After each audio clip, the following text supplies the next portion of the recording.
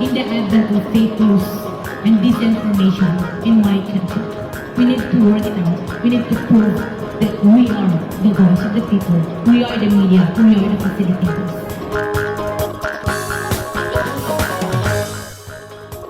Ania na ang mga balita nga nahagpat sa Newsline Philippines Information Center. Ako si Paul Palacio. Tutok na!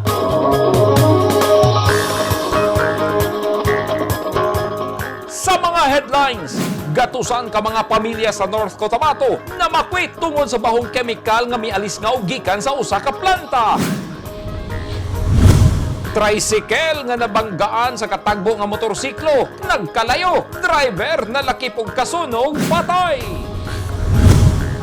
Mga bukog sa kapingatos kaminatay, ibalhin alang sa tukuron nga bagong lubnganan sa North Cotabato. Og Christmas decorations, gibida sa mga malls.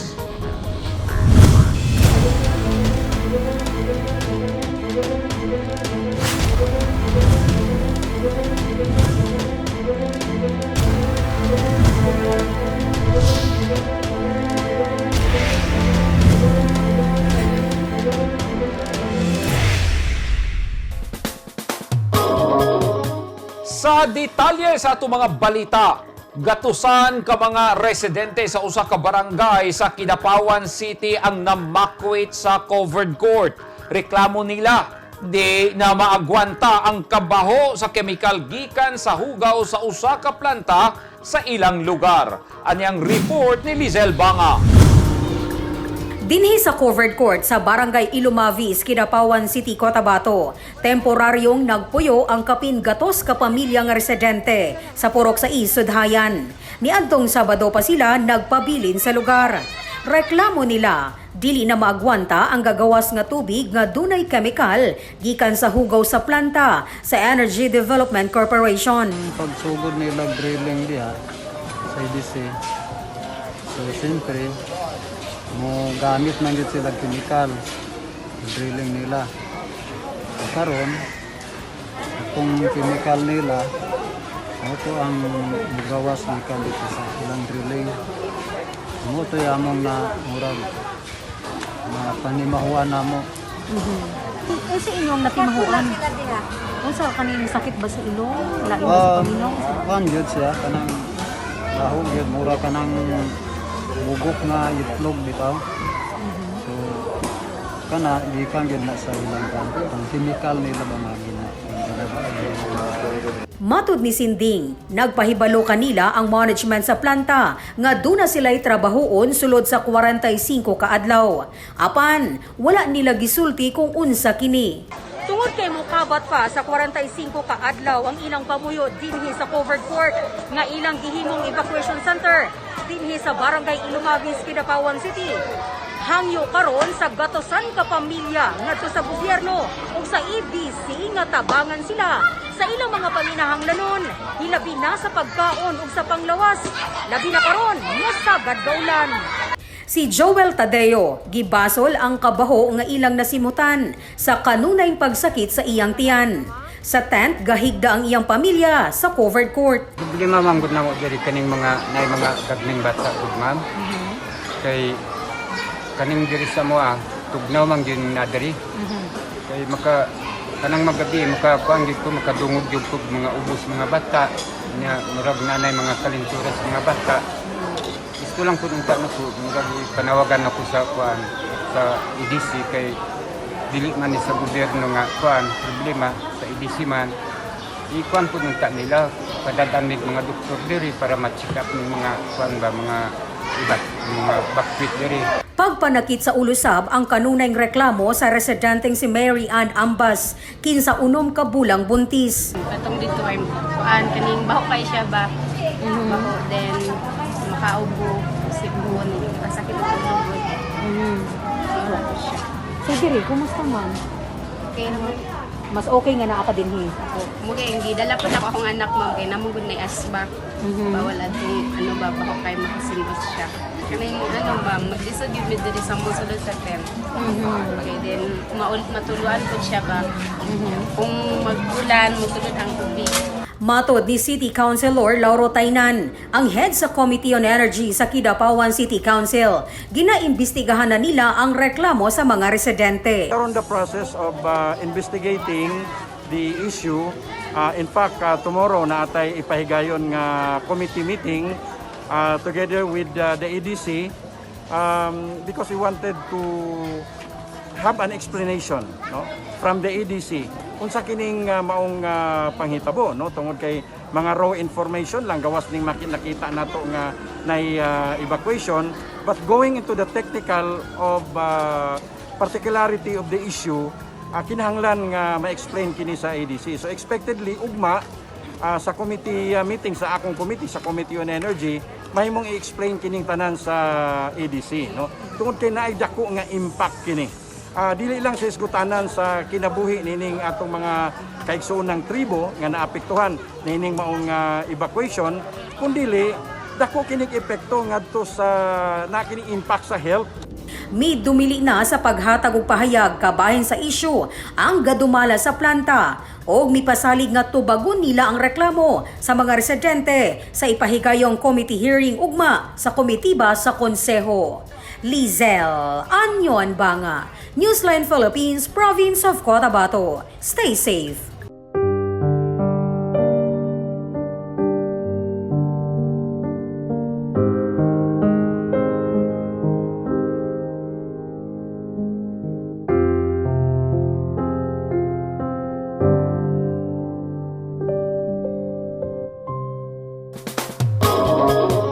Gipakalot na sa lokal nga kagamhanan sa Kidapawan City, North Cotabato ang mga bukog sa karaang sementeryo alang sa tukurong apartment type nga lubnganan. Ani ang report ni Eugene Hinutan.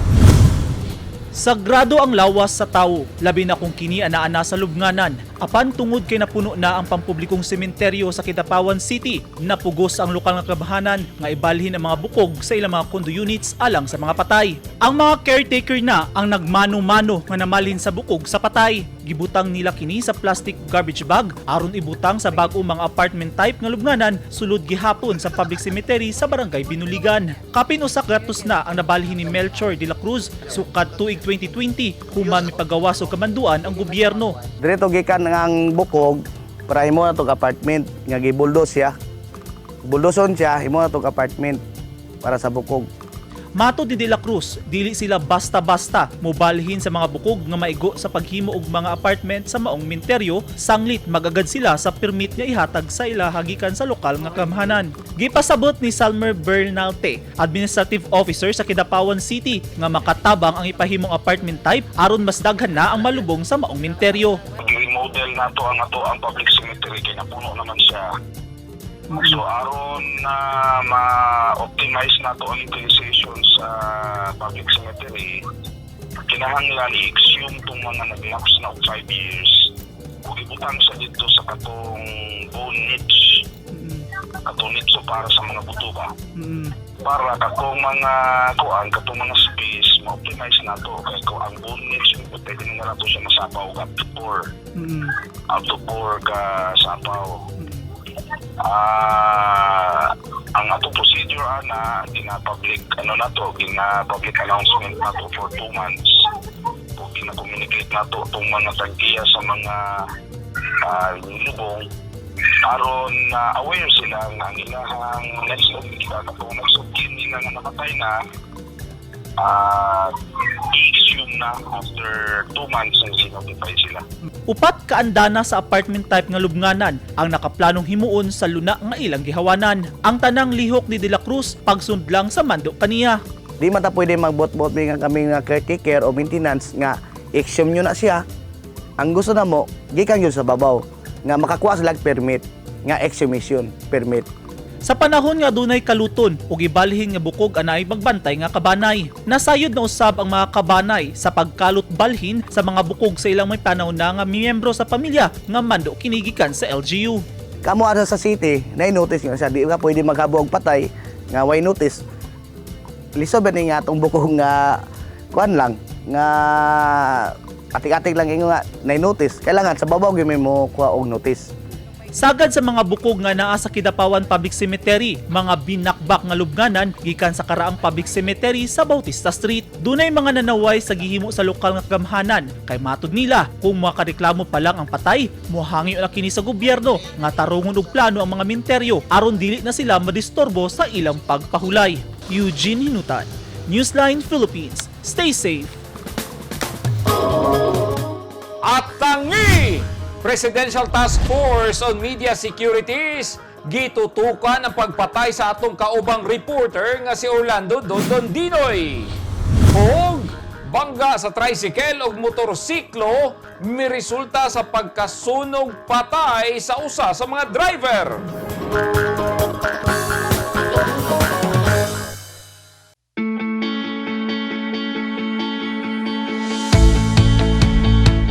Gusto ba mo og barato ug orihinal nga mga construction supply?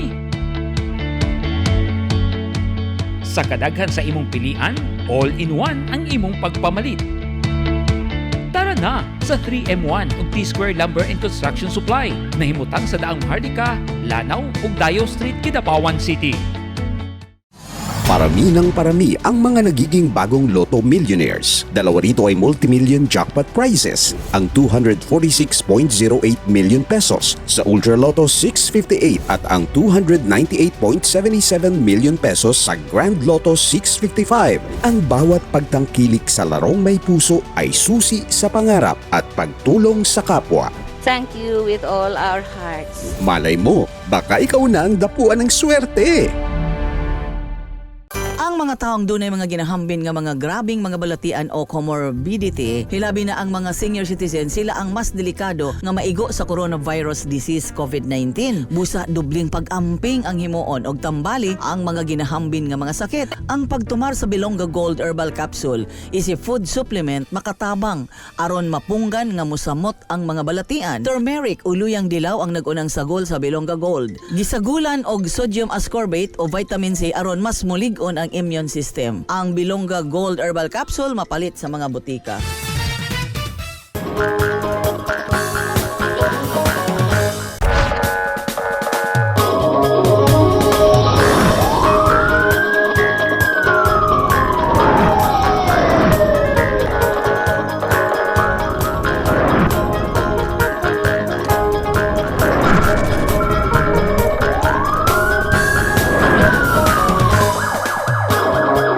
Patay human nalakip og kasunog sa gimaneho niining tricycle ang usa ka lalaki sa lungsod sa Malapatan, Sarangani Province. Nakuhaan pa og litrato sa Municipal Disaster Risk Reduction and Management Office sa Malapatan, Sarangani Province nga nagkalayo ang tricycle sa Sitio Luot, Barangay Poblasyon pasado alas 5 kaganihang buntag. Patay human nalakip og kasunog ang driver sa tricycle nga giila sa kapulisan nga si Anthony Abrasado, 37 anyos, residente sa Coronadal City sa South Cotabato. Gikan Coronadal City og padulong sa Glan, Sarangani ang tricycle dihang gisungag kini sa katagbo nga motorsiklo nga gimaneho sa usa ka Roy Aglobo. Kinsa matud pa nakatagpilaw atol sa hitabo. Matud di Police Master Sergeant Carlo Tuban, desk officer sa Malapatan Municipal Police Station. Tungod sa kakusog sa impact, nabuslot ang tangke sa motor sa tricycle ug nayaban og gasolina ang spark plug hinungdan sa pag-ulbo sa dakong kalayo. Wala na matabang sa mga residente ang driver sanglit na ipit sa footrest sa motor ang tiil niini ug dako na sab ang kalayo. Samdan sa insidente ang live-in partner ni Abrasado nga si Reyna Solano, paryente nga si John de Vinegracia ug ilang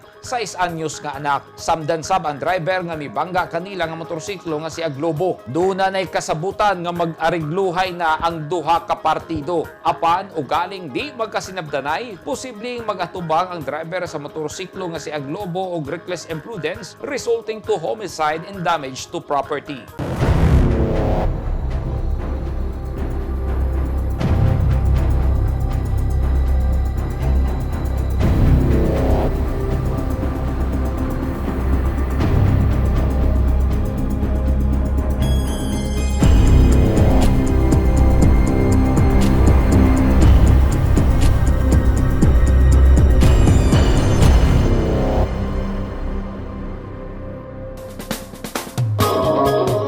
Gitutukan na sa Presidential Task Force on Media Securities con PTFOMS ang kaso ni Orlando Dondon Dinoy, ang broadcast journalist sa Newsline Philippines, nga brutal nga gipatay sulod sa iyang apartment sa lungsod sa Bansalan, Davao del Sur. Kini human gimugna sa mga pulis ang Special Investigation Task Group nga ang misyon mao ang pagpalaom sa investigasyon aron mahatagan og hustisya si Dinoy. Ani ang report. Gipatutukan na sa Presidential Task Force on Media Safety ang kaso sa among kauban nga si Orlando Dondon Dinoy nga gipatay niadtong Sabado, Oktubre 30. Nakigalayo na ang PTFOMS nga gipanguluhan ni Undersecretary Joel Egco sa Special Investigation Task Group Dinoy aron patutukan ang kaso. Hindi po natin nahayaang mauwi sa wala ang ginawang pagpatay kay Dondon Dinoy. At ang Presidential Task Force on Media Security ay patuloy po itong masusing inimbestigahan.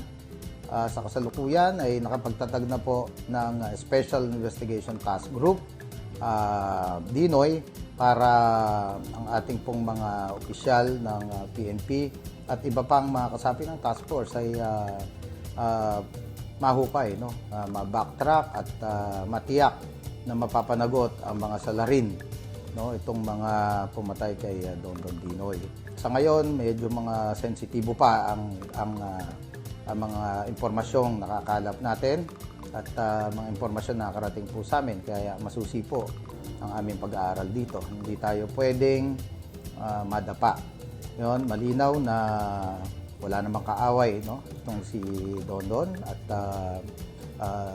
ating pong tinitingnan kung meron mang siyang nakagalit sa kung saan man, no? Kung sa trabaho man or sa kanyang mga personal na dealings, no? Ngayon, para sa ating mga kapatid sa hanapbuhay sa media, ang eleksyon ay napakadelikado, malapit na po. Habang papalapit ang eleksyon, sa ating tala ay lumalala, tumataas, no? Ang mga insidente ng karahasan sa media, kasama na ang mga pananakot, no? Pananakit, no? At pagpatay tuwing nalalapit ang halalan. Base sa datos, mutaas ang kaso sa pagpanghasi, pagpanghurat ug pagpatay sa mga journalist, labi na kung umaabot na ang eleksyon. Busa, tambag sa mga miyembro sa media. Kanunay hinumduman nga ang papel sa matag broadcaster, matag journalist, mao ang pagpatunga sa isyu o pagpatimaw sa kamatuuran nga walay gidapigan. Edith Kaduayan, Newsline Philippines, stay safe!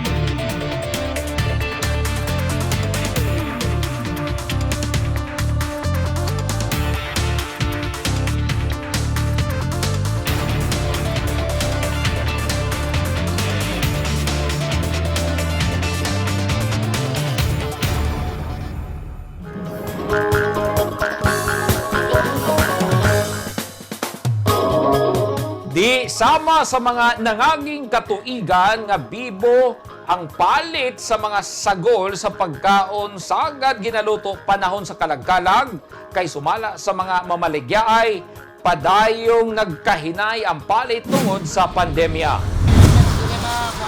Kung kaniadto nga wala pa'y pandemya, duha hangtod tulo ka sakong kamote matag adlaw ang mahurot sa tindahan ni Vilma Kaligunan daplin sa Alyusan Cotabato Highway. Karon halos maglisod na kini og hurot og usa ka sako. Sukad nga mihapak ang pandemya, mikunhod ang iyang kita. Matag kalag-kalag, uso ang binignit, pinaypay og pritong saging. Kay sagad mao kini ang ihalad o balunon paingon sa minteryo. Matod ni Kaligunan, menos ang palit siya mga produktong gibaligya ug maglisod na gani siyang makahurot og usa ka sakong kamote ug makinilong saging sa usa ka adlaw nga iyap ang inangkat. Hina gani karon? Ambot, lako kabalo. Dati kusog, makapahurot mi og o depende lang ba sa klase nga kamote. Muna ang paningkamot ni Kaligunan nga makabaligya sa iyang mga produkto kay bisan puwerteng inita Mag-atang man siya sa daplin sa highway ug nang hinaot nga adunay manghuno nga mga lumalabay mga sakyanan aron palit kaniya. Kung kaniadto, tag 50 pesos ang kilo siyang mga kamote, karon tag 35 na lang. Gawa sa kamote, saging kardava ug binangay, aduna usab siya mga sukang tuba, sinamakan ug bayabas nga baligya. Lahi manggod karon kaysa tong una kay pandemic manggod karon. Katong dati kusog. Kusog to dati pero karon wala. Murag hina. Usa lang si kaligunan sa mga gagmayng negosyante nga naglaom nga mabalik na sa normal ang dagan sa sitwasyon aron mabalik na usab ang kalagsik sa iyang negosyo. Eugene Hinutan, Newsline Philippines. Stay safe.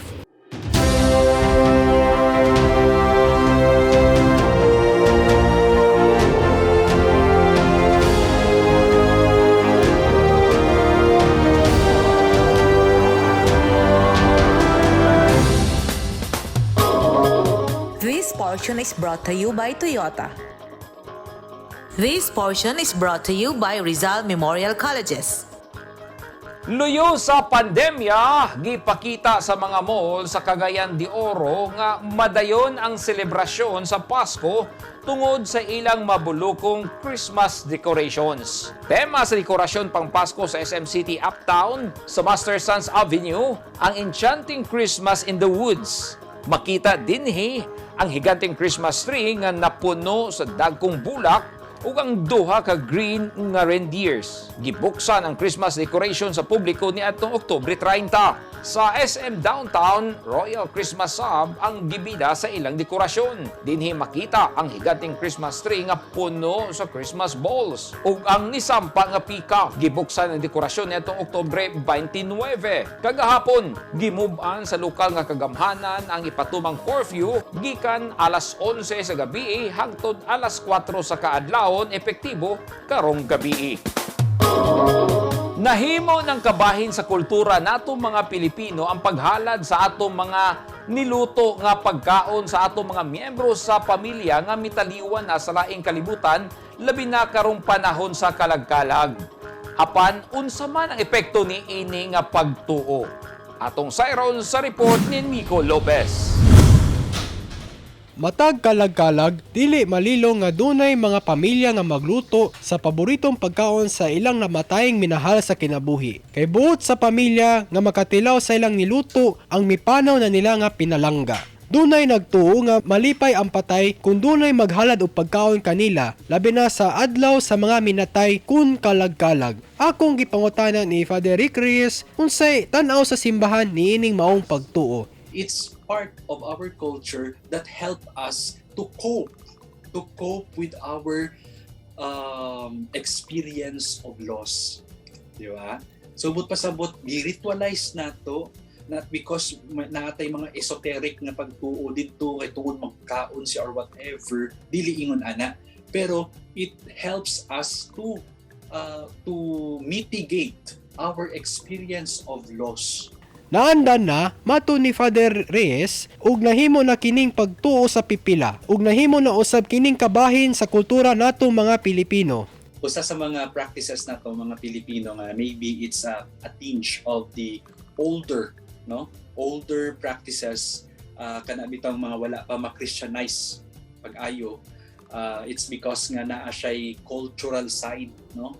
So we have to distinguish this. Of course, if it is a cultural aspect, may cultural aspect siya. Kaya tungod, ang cultural aspect sa tao is very important also because it defines also our identity. Usa-usab kuno kini kapaagi sa pamilya nga ilang malampasan o makadawat sa nawala nilang minahal sa kinabuhi ug ilang ipatagamtang ang ilang pagmahal pinaagi niini. Kini nga mga pamaagi, sometimes tawhanon ni nga pamaagi nga makakook kita bitaw sa experience sa kamatayon because it's one way gani nga makasulti ta nga pinaagi sa mga human expressions of grieving for the loss, and to mitigate this experience of loss is to acknowledge that indeed death is not that easy to understand and death is a mystery.